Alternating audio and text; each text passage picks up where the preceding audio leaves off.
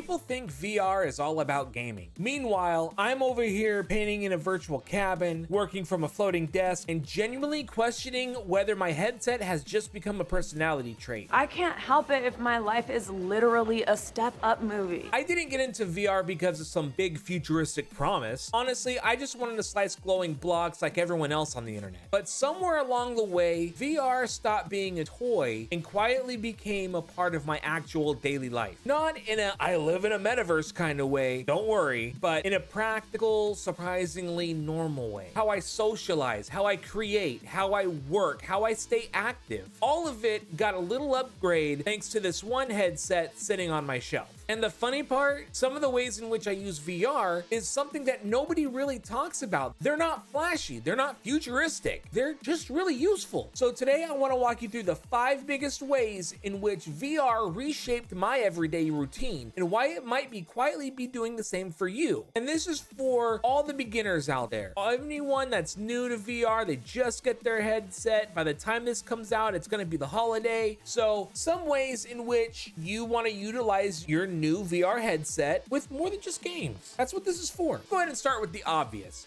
Social interaction. And no, I don't mean talking to your fridge when it won't connect to the Wi-Fi. Hello, my co-friend. Hello?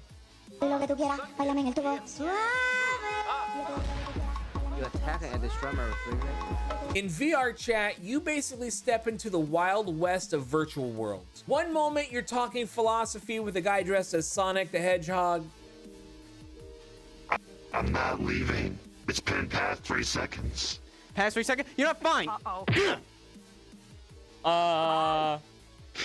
And the next, you're challenged to a dance-off by Kermit the Frog. Holy, that's one huge bird. You know, I was really in the mood for KFC. What did you just f***ing say to me? You heard me. I'm not a f***ing chicken. I'm a swan! I don't care. With boobs like that, you might as well be you might as well sell your chicken breast to KFC. Oops. Hubby, he's being mean to me. I don't like it. I don't like it. Holy sweet Jesus. Is that the vagina snake that I heard so much about?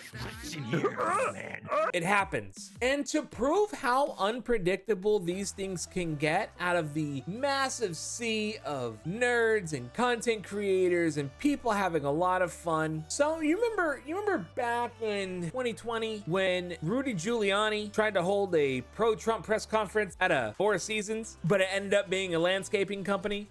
Wow! Yeah, that actually happened in VR chat 5 years ago. I was just browsing my friends list, seeing who was where, and I saw that this existed.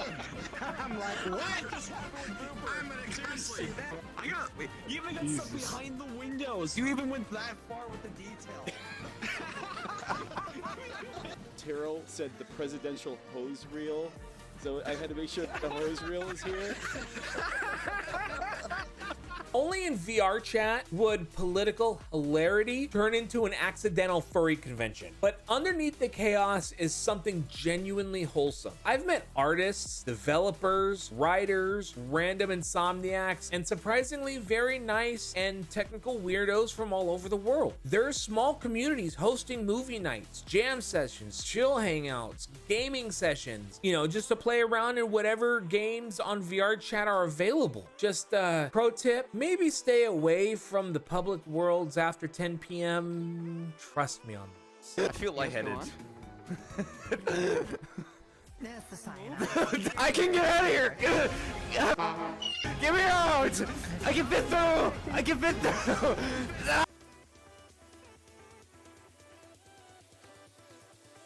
Shit gets weird. Next up, let's cover some other aspects of it. Let's cover creativity, or as I call it, the thing I claim to have until I stare at a blank page for way too long, not sure what to make. Then I tried Gravity Sketch, and suddenly creativity felt easy again. So this is Gravity Sketch. It's a 3D modeling program along the lines of, say, Blender, Cinema 4D, Rhino, a lot of 3D sculpting programs that are available. VR kind of makes it a little bit more immersive because you're right there and you're doing it all by hand. You're pulling up all these objects to create some of the most amazing masterpieces I've personally seen in 3D modeling, just from a modeling perspective, not from like texturing. But the app does support a lot of different textures, including custom textures, as well as metallic textures, and just different styles of how it's gonna look. And what I really like is that once you're done prototyping and creating your models, you can actually export them and you could bring them into Blender, so you can do a lot more with it once you do that. And it creates a sort of more intricate masterpiece, I want to say. I'm just blanking on the word. And gives you that strict hands-on control, just like you're modeling with clay and making a sculpture. So if you're making a VR chat avatar, or if you're making an environment, or if you're making something for, like, say, a video game that you're working on in Unreal Engine, you could actually go into this app, model it out completely, export it, and texture it in the app of your choice, depending on which one hasn't crashed, of course. You don't want to mess things up there, so just watch out for that, but that's not my place. But this is really one of those apps where if you really want to get into it, it's great. You can't really do the manual, precise sort of digital input for that, but you have a lot of room to work with here, and I personally love it. I think that once I get more educated on it, I think I'm gonna use this a little more. I really like the workflow so far. So just, you know, pick this up, try it out, and see what you can do. Speaking of creativity, let's talk painting. This one kind of blindsided me a little bit, because not only is it kind of cool to see that we can make stuff out of 3D objects, but being able to utilize and learn a craft, an actual craft, such as just legit paint. This is Vermilion. Very simple program. You have your environment in like your own little manor. You have your nice manor decorated, very empty. You can actually put your pictures all over the walls here if you want to do that. I don't have that because I don't have like anything like worth putting up there yet. I'm actually going to do that with this one. Actually, I'm painting Incineroar, my favorite current day Pokemon. I think I got to fix the tail a little bit. The tail looks kind of flat. Anyway, so you have your manor. You could also go to your own little lake, and you could check out all the scenery. You could check out all the water and the mountains and everything. It's not animated though. I'm kind of like disappointed, but oh no, it is. No, it's animated. Cool. We have the loft, your own little modern day metropolitan area. Again, you could put these on the walls. I'll probably decorate this and like put up all of my stuff on there. I'll show you guys like in the future for that, I think. But that's cool. You have your own little environment. You could also do pass through, so you could have your own surroundings in front of you if you want to do that. I'm gonna go ahead and get back to the manor. Let's do the manor, and let's set it to nighttime. Nice little dark, little intimate ambience. It's just you're painting, and however you want to vibe out. As you can see here, you have your palette with all of your colors. The palette here is customizable. There's a community where they actually do share their custom palettes for you in case you want to make any other not photos, but make other pictures with this. You also have all these different brushes here. If you're familiar with, you know, regular oil painting, then you'll be familiar with these brushes, I'm sure. But let me go ahead and grab a brush here, and I want to show you the very unique thing that this app does that I have never seen any other program do. Not Corel Paint, not Photoshop, not any of that. Well, maybe Corel Paint, but it's not as much, you know, it's not as like elaborate. So let me go ahead, let's grab some blue, put it on the easel, or on the palette, I mean. Clean it off. You clean it off with a button. You could clean it off with the button, or you could do the thing here and put the brush to the rag here, and it'll clean it off. You could do the Bob Ross thing. Get your big brush here, do your thing, and it's gone. Like, of course, Bob Ross's rag is underneath the easel, so he goes in under and does that. That's cool.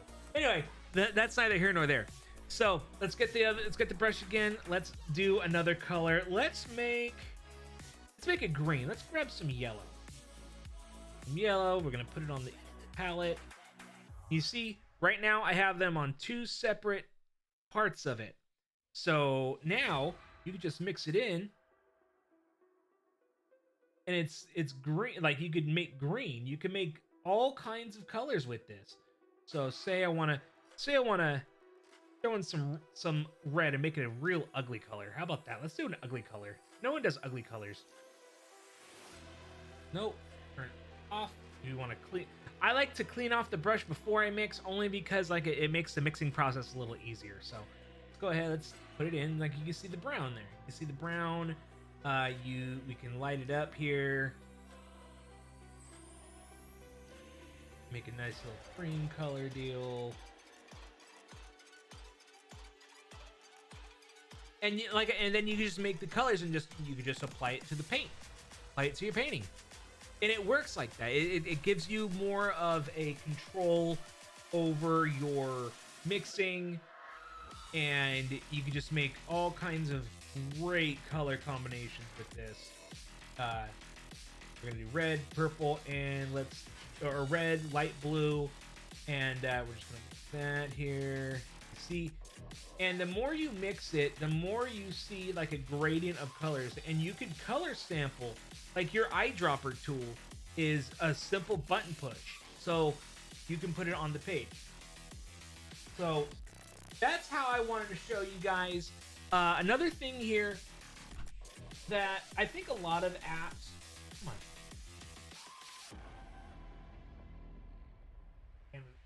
My hand was going right underneath my desk there. And if you're say you are working on this Incineroar and you're not able to do it like manually, like I have it set here. I don't do that. I like to go to the browser. I already have my you can use the search function to search the internet for your for whatever reference you want to use. You also, and then once you find that, you could keep it here on this window, turn on the projector, and there you go. Right on your picture, the photo shows up, the picture shows up onto your easel, and you could actually like paint in it like you would like if you were tracing. So come on. Oh, I know what I can do. You can grab and move, which is great. I love that. I love that a lot. You can position your easel. And let's go ahead. Let's grab the paint. Let's sample. Let's keep some of that here. Keep some of that down here too. You can also mix colors down here on your little mixing pad.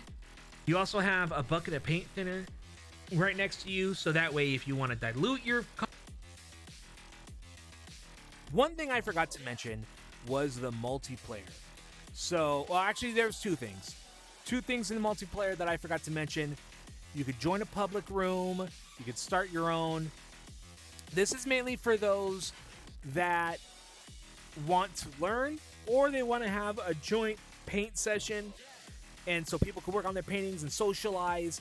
It's really cool to have in case, you know, your brain doesn't get there, and if you need help, someone's there for you. So having this really works when you have when you want to do something and you just don't want to be alone or any of that. One more thing I want to show you before we move on is the YouTube area. You have your own personal YouTube feed here. You can sign in, but I don't sign in. What they like to do, they have bookmarks. So let's go to the bookmarks. Let's go learn. And that they show you how to utilize the app, paint along, and you have Bob Ross at your fingertips. Look at this. And you have Bob Ross right here for you. Like, you can actually put this on at any time, if we want to and you're right into a Bob Ross painting lesson. Like, you have your own personalized, exclusive Bob Ross training sessions inside this app. It's amazing. I just love this so much. I really do. This next one I feel is like more of a default setting, and that's exercise. Now, VR kind of accidentally turned into my workout routine. Beat Saber, you know, speaking of which, it's been around in VR for years, and it really shows. It's part rhythm game, part lightsaber fantasy, part DJ studio, part rave, part concert, and the only time when flailing your arms in the living room looks actually cool. It basically launched VR into the mainstream, and it's still one of the most intense cardio sessions I voluntarily sign up for. If you're looking for more of an all-around workout, Supernatural is a good way to go. It's subscription based, it's only about $10 a month, and it's like exercising inside of a travel documentary screensaver. Supernatural is your premier workout app. If you want to improve your cardio, you want to improve your workout goals and try and kill, burn whatever calories you can, definitely, especially after the holidays. Let's be real here.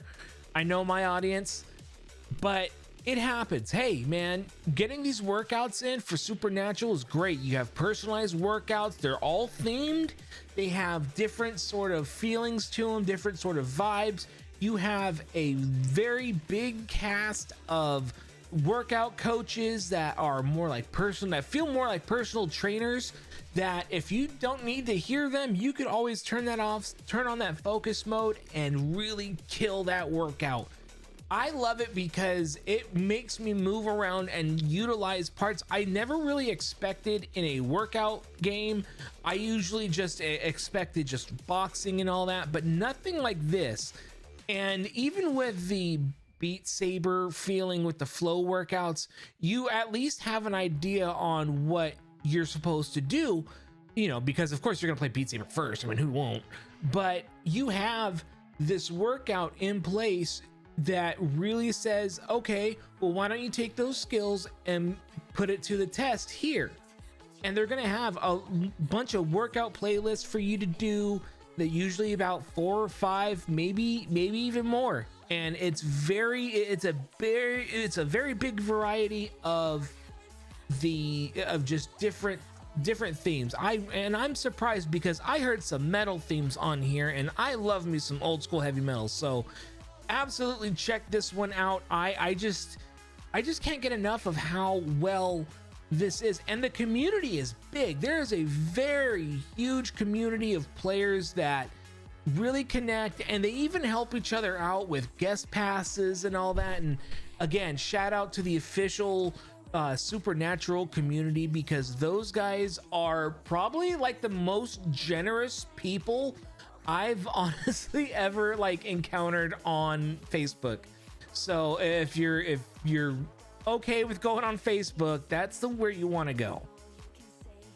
And lastly on this, I want to mention Synth Riders. Think of it as Beat Saber's artsy cousin.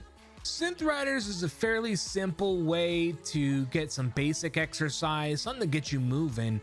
And that's exactly what makes the game unique as well, because where it lacks in the activity, in the objectives, where you're not swinging lightsabers around, cutting up boxes like in Beat Saber, you're just putting your hands, in a position to hit these notes, I guess balls or something, I don't know. But what it lacks in that, it makes up for in visual presentation. It has your regular psychedelic, really artful maps that will bring you through the songs and all that, which is great. But what it also does, what stands out above the rest for these guys, is that they put on full music experiences with a hand-selected pick of just different tracks from all sorts of genres.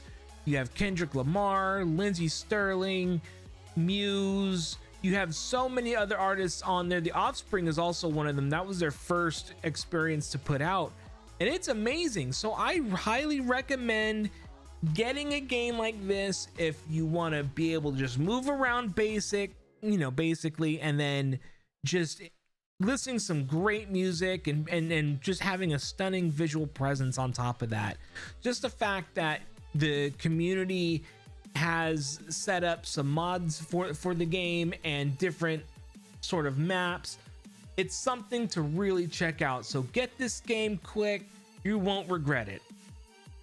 Somewhere along the way, my living room just became a gym that I just cannot cancel. Like, physically, I can't. Somewhere in all this, my living room turned into a gym that I just cannot cancel. Like, I physically can't. It's right here. Now, after all that, you might be thinking, oh, well, that's still more gaming. That's still there. I mean, you're doing a hobby. You're playing games. You're doing this. Well, yes and no. Because last but not least, we're gonna cover work. I know.